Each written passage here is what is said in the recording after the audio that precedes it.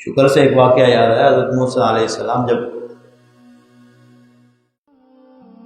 طور پر جا رہے تھے اللہ سے ہم کلامی کے لیے، تو حضرت موسیٰ علیہ السلام کو ایک شخص ملا جو رئیس تھا، مالدار تھا۔ اس نے کہا موسیٰ، اللہ کے نیک بندے ہیں، آپ اللہ سے ہم کلامی کے لیے جا رہے ہیں، تو میرا ایک پیغام اللہ کو پہنچا دیں گے؟ تو حضرت موسیٰ علیہ السلام نے کہا جی کہیے۔ تو اس شخص نے کہا کہ اللہ سے یہ کہیے گا کہ اپنا نام لے کے فلانا بندہ یہ کہہ رہا ہے کہ مجھے آپ نے اپنی اتنی نعمتوں سے نوازا ہے، اب وہ نعمتیں مجھ سے سمیٹی نہیں جاتی، سنبھالی نہیں جاتی۔ رئیس، مالدار، اولاد، سلطنت، ہر چیز سے تو نے نوازا ہے، تو میں اپنی محبت اور آپ کی محبت کا واسطہ دیتا ہوں، یہ نعمتیں روک دیجئے، میرے لیے یہی نعمتیں کافی ہیں، میں اسی پر اتفاق کر کر زندگی گزار لوں گا۔ موسیٰ علیہ السلام نے وہ مسکرائے اور کہا ٹھیک ہے، میں اللہ سے یہ پیغام دے دوں گا۔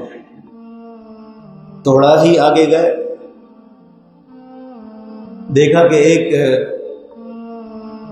نیم برہنہ شخص بیٹھا ہوا ہے، آدھا وجود پر لباس ہی نہیں ہے، اور جو نیچے کا تن ہے اس کو مٹی سے ڈھانپا ہوا ہے، اپنی شرمگاہوں کو، اور مٹی کے اندر بیٹھا ہے۔ اس نے کہا اے موسیٰ، اللہ کے نیک آدمی ہیں، اللہ سے ہم کلامی کے لیے جا رہے ہیں، میرے لیے اللہ سے مانگنا کہ اللہ مجھ پر بھی تو رحمت کی نگاہ کرے، کچھ تو مجھے عطا کرے، نہ کھانے کو ہے نہ پہننے کو ہے، کچھ بھی نہیں ہے میرے پاس۔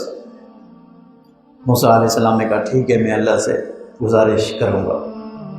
موسیٰ علیہ السلام گئے، روایات میں آتا ہے تو حضرت موسیٰ علیہ السلام نے اللہ جل شانہ سے یہ دونوں واقعات پیش کیے اور کہا کہ اس طرح واقعہ ہوا۔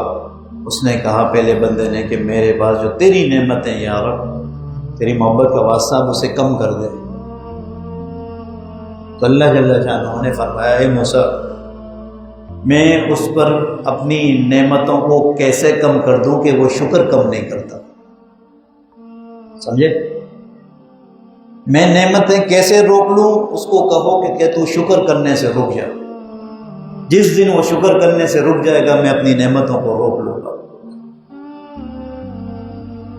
تو اللہ نے جتنا دیا ہے اللہ کا شکر ادا کریں، تمہارا مال بڑھتا رہے گا، صحت بڑھتی رہے گی، اولاد کی زندگیاں بڑھتی رہے گی۔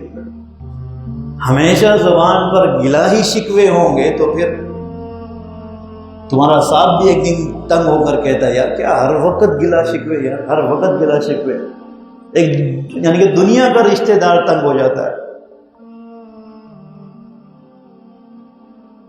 پھر حضرت موسیٰ علیہ السلام نے دوسرے شخص کا واقعہ کہ یا اللہ، ایک تیرا بندہ ایسا بھی ہے جو برہانہ تھا، نیم برہانہ، اور اس حالت میں ہے اور تیری رحمت کا مطلوب ہے، یا اللہ اس پر رحمت کی نگاہ کر۔ اللہ نے اس پر بھی یہ جواب دیا کہ اسے کہو کہ میرا شکر ادا کرے، اسے بھی کہو کہ میرا شکر ادا کرے وہ جس حال میں ہے۔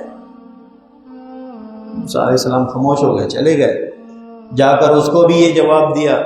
اس نے کہا پہلے والے نے کہ اے موسیٰ تو مجھے بتا میں شکر ادا کرنا بند کر دوں؟ اتنی نعمتوں کے باوجود جو میں کھا رہا ہوں، پہن رہا ہوں، دیکھ رہا ہوں، محسوس کر رہا ہوں، جو میں نے اپنی آنکھوں سے دیکھا ہے، میں کیسے اللہ کا شکر بند کر دوں، یعنی کہ بند کر دوں؟ فرمایا جب تو شکر نہیں بند کرے گا تو اللہ نعمتیں بھی اسی طرح جاری رکھے گا۔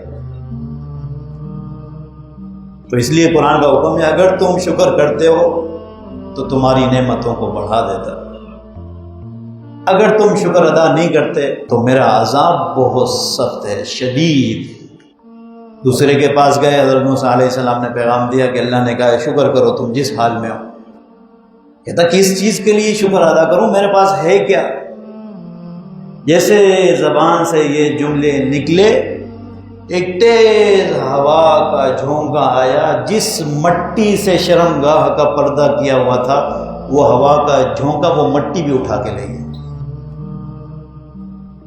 اللہ اکبر۔ اس واقعے سے ہمیں بہت بڑا یہ سبق ملتا ہے کہ اگر ہم اپنے اللہ کا شکر ادا کرتے رہیں گے اپنی صحت پر، عافیت پر، تندرستی پر، تو یہ نعمتیں، یہ صحت ہے، یہ بڑھتی چلی جائیں گی۔ جہاں ہم نے زبان پر گلہ شکوے شروع کر دیے، آپ جس سے پوچھ لیں یار، مالدار ہوگا، صحیح کما رہا ہے، اچھی تنخواہ، یا اپنا کاروبار ہے، آپ کسی سے پوچھ لیں کہ میرے بھائی کیا حالات ہے، بس یار ٹھیک ہوں۔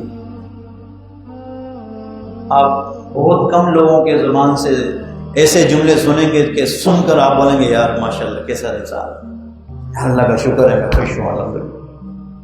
نہیں، اربپتی، لاکھوں کی ماہانہ انکم والے سے بھی پوچھیں بھائی کہ یار بس ٹھیک ہے یار، چل رہا ہے یار۔ بھائی شکر کے الفاظ کہاں ہیں؟ اس لیے ہر اللہ کی نعمت میں تغیر تبدل کیوں ہے؟ شکر ہی نہیں ہے کسی چیز میں، کسی کی زبان پر اللہ کا شکر ادا نہیں کہ اللہ تو نے یہ دیا ہے، تیرا شکر ہے، تو نے صحت دی، عافیت دی، تیرا شکر ہے، مال دیا، رزق دیا، تیرا شکر ہے۔ کبھی آپ نے شکر ادا نہیں کیا۔